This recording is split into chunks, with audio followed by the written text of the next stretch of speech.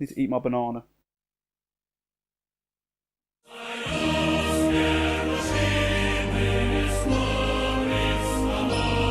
Welcome to DarrylDoes. Right, I've had this idea. Last week in that lengthy AI video I did what I called a poorly prepared review. For Horizon Zero Dawn. And it was good fun. I enjoyed doing that little review bit. So I've decided to take that idea, change it up a little bit, and see if I can make anything of it. So here on my phone, I've got an app. It's called Random Name Picker. Great name. Describes exactly what it does. And I've put into it all the games I've played in this generation of gaming. So from 2013 onwards. I've left a couple out, ones that I haven't fully completed or like haven't got a decent enough idea of, and a couple of like Vita games and VR games. So what's going to happen is, I've got 39 names in it, I'm going to hit choose, and then whatever game comes up, I'm going to give myself 1 minute to do a very, very poorly prepared review on it. And then after that minute, I will move on to another game. And I'm going to do that 10 times. So the idea is to do 10 game reviews in 10 minutes. And I'm warning you now, this is not scripted. This is completely off the cuff, and I don't have a fucking clue how this is going to go. I've got like literally, I've got the list of the games, and I've got like one bullet point on the game, and I'm going to try and riff off that for 60 seconds. So this could either go really well or really, really badly. It's kind of go like shit. Right, okay. I'm nervous about this one. This is like third week and I'm already trying weird shit.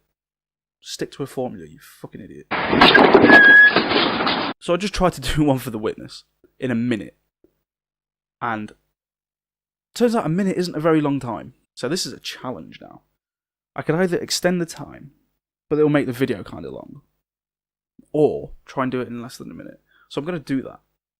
I'm going to try and do it in less than a minute. So now I know. Now I've practiced. We'll try this again. I'm going to pick one. Actual Sunlight. Okay.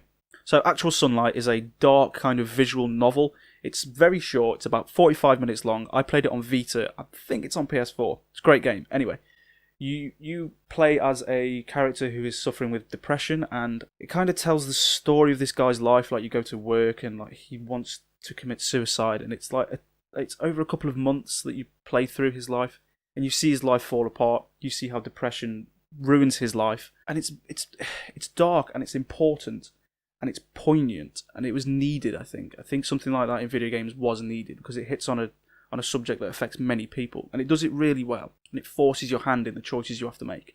Really great game. Definitely recommend it. 13 seconds left. What else about it? Top down thing. It's great. Alright, that was one.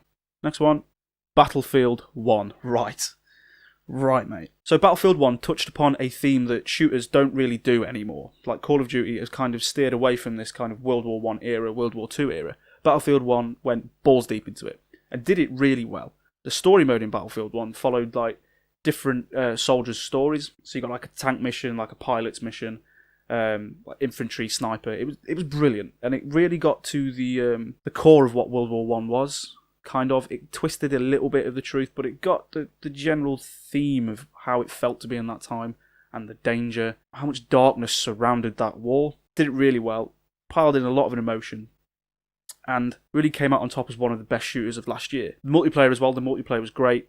One of the best multiplayer shooters I've played since Modern Warfare 2. It's a great game, play it. The third poorly prepared review, Severed. Shit. So Severed comes from Drinkbox Studios, and they're the guys that made Guacamelee, and before that, Mutant... About a Blob? Mutant Attacks?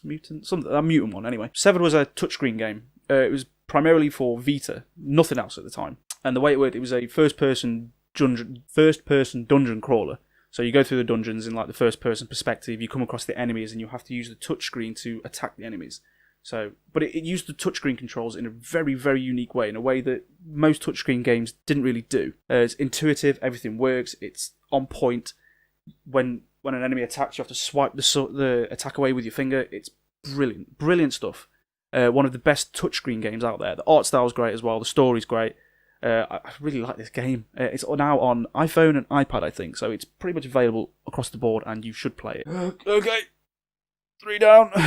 Number 4 is Metal Gear Solid 5. Right, I've got a lot to say about this one. Metal Gear Solid 5, Hideo Kojima's last bit of input with the Metal Gear Solid franchise. So, yeah, fuck you, Konami, for that. But Metal Gear Solid 5, one of the best pieces of gameplay in video games ever. Like, the best gameplay design. I personally think that nothing has really come close to what that game does. It is emergent gameplay. It allows great player agency, great freedom. You're dropped into situations, you've got all these tools at your disposal. There is no right nor wrong way to deal with the missions that are set, and there's no failure unless you die, or unless the target you're supposed to extract dies. If you get caught or whatever, none of that matters. You've got to deal with it with the tools at your disposal. Now, as good as that gameplay is, and as emergent as it is, MGS5 betrayed the series by being a shit story, basically. And I've run out of time, or I would tell you how I don't like the story at all. That timer is awful. Okay, next one on Poorly Prepared Review. So this is the fifth one, and the fifth game is Hotline Miami. These guys, Hotline Miami. Characters. Hotline Miami, top-down puzzler, takes that 8-bit styling that's been popular in the past 5-6 years in video games. Probably more, actually. Anyway, puzzler, violent, brutal, takes a lot of cues from 80s cinema. It's very visceral. You're dropped on the levels and you've got to figure out a way to kill all the enemies, but the enemies are just as fast and just as powerful, and if not a little bit more accurate and more powerful, really, than you. So the puzzle is to deal with all of those quickly and as fast as possible. It's addictive, it's brilliant. I played it on the Vita, which was perfect because those levels are such like pick up and play. Also the story that I mentioned, the 80s kind of style, that's a big influencer. And the story's great. It goes up and down, it gets in your head. It's like, it really does mess with your mind. It's kind of like the Fight Club of video games. Absolutely brilliant. 5 seconds to go. Just look at these. Enjoy that. Enjoy that art. Oh. Okay, number 6. The 6th game is Destiny. Destiny, you cunts. Alright, Destiny. I got a problem with Destiny, because I really liked it to begin with. I liked the premise it set itself upon.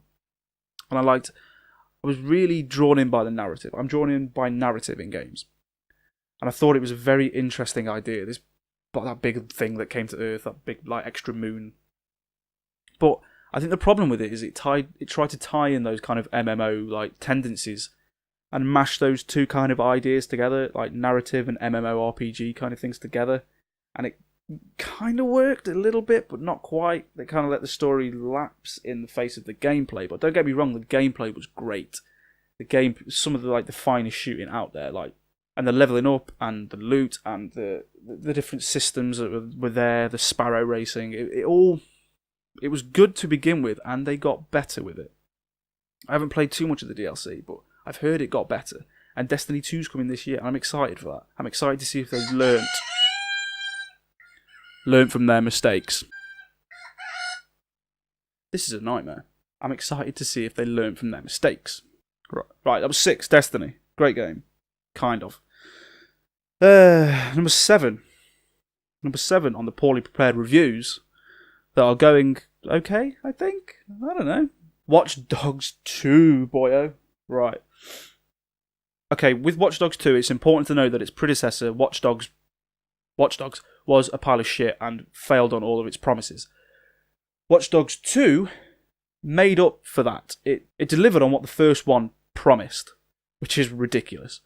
It's set in San Francisco. It doesn't take itself too seriously. It even makes, Ubisoft who make it, even kind of make these kind of in-jokes about themselves and about their game development, about how they constantly use radio towers. But Watch Dogs got rid of all the usual bullshit Ubisoft tropes, made a colourful, vibrant city in San Francisco, this weird kind of cartoonish pastiche.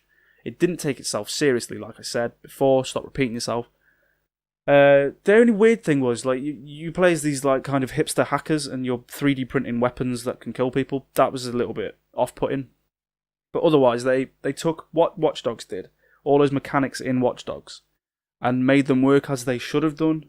So, what you saw in the E3 trailer for Watch Dogs didn't get fully realised until Watch Dogs 2, and that made it a good game, but also one that was, twinged with the disappointment of its predecessor.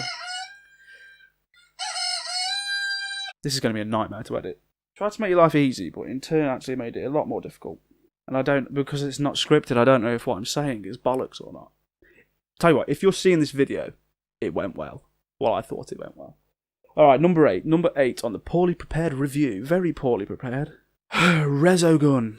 Resogun, one of the first games on PS4 that I absolutely fell in love with. One of the first ones, was it the first one? Yeah, it was one of the first ones I actually platinumed, like, not The Walking Dead, that doesn't count. The Walking Dead Platinum's bollocks. But yeah, Resogun. Perfect gameplay. You're in like a cylinder and you're a spaceship. It's made by the people who did Super Stardust, Housemarque, so it's space related.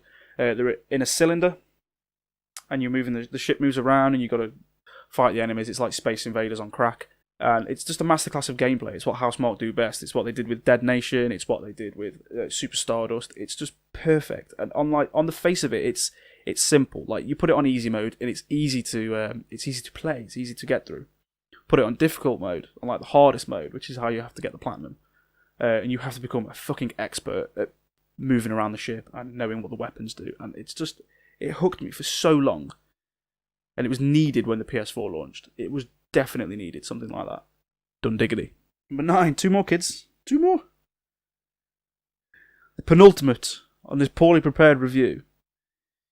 Guacamelee. We've got 2 games from Drinkbox. Right, so Guacamelee, made by the same guys who did Severed, so the art style is very similar. It gives me a bit of a chance to talk more about Severed as well. You play as Juan. Juan? Yeah, Juan. He's a Mexican wrestler.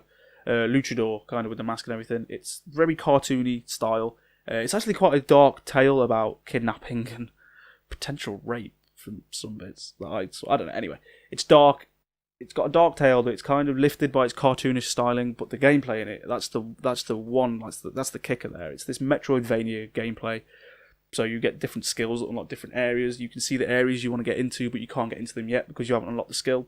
It's one of those games that's kind of shallow on the surface, but it's like a small pool of skill that you need to get through it. But like the depth is like incredible. You can like combine the different moves to make these super attacks. It's a fucking brilliant game. It's one again that I played on the Vita. I love those side-scrolling games on the Vita. They work really well. Okay, that's it.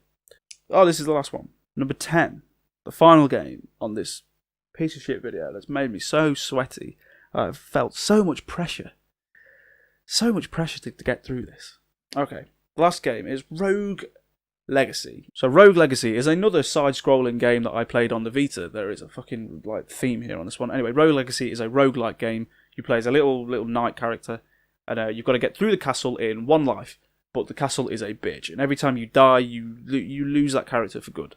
And what you become is then that character's heir. And the heirs are funny because they've got different traits. So you could be colourblind, so the whole world would be black and white. You could I can't remember what one of them's called, but it's like it mirrors the controls. It's great stuff like that. Anyway, every time you die, you get the chance to upgrade your heir in a way. So you got this skill tree. It's brilliant. It takes that 8-bit styling again. It's addictive. It's a must-play in my opinion. It takes what developers have been trying to do with that era for that kind of genre for a long time, and I think it's like the pinnacle of it. It's up there with like Binding of Isaac in my opinion, of those like roguelike games. That's it. 10 games, poorly reviewed, in 10 minutes, hopefully. I don't know. I might have chopped it up a bit. I wanted to go in depth more, but yeah, it's hard to say what you want to say in a minute. It's weird, some games I've got more to say about, others not so much. I don't have as much of an opinion on games, some games as others, but yeah, it's good practice. It's good practice. Anyway, how was it for you? Painful? Felt painful for me. But did you like it? Should I do something like this more often? Like, this was an easy video to set up, an easy one to do. It was fun, despite the pain and the sweat and the banana that got stuck in my throat. Like,